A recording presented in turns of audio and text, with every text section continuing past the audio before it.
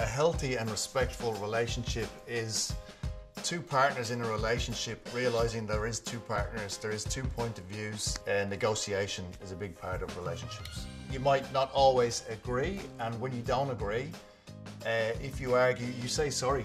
I think silence is the biggest killer in all this. Just embrace the other person's sort of point of view for a while, take a step back, and usually you'll find that they're right. I think it's necessary for your kids not to be absorbing bad behaviour, because at that age kids are sponges, and all this affects how they grow up, how they see life, and how they treat other people. And it might not come for a few years, but it will come. Some of the things I try and role model for my daughters is, it's not a man's world. Forget about the song. It's not a man's world. It's everybody's world.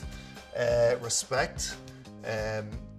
Respect your friends, have friends, show love to your parents. Always tell your parents, or your parents tell you that you love them, like on a daily basis. Just keep reminding each other, and be kind. And there is stress in life, but you know what I mean, you will get over it and get through it. It doesn't matter if you're a man or a woman. Being put down or negative comments affects everybody, and it affects, people think it does not affect men, but it does, so don't do it. I think it's very important for men to express emotion. Coming from an Irish Catholic family where the mother is full of love and expression, and the best in the world, and the father is the staunch, loves you but doesn't really show it. And having children, I had to change my way of thinking, and as I said earlier, I tell my kids I love them every day. And that's something you have to learn.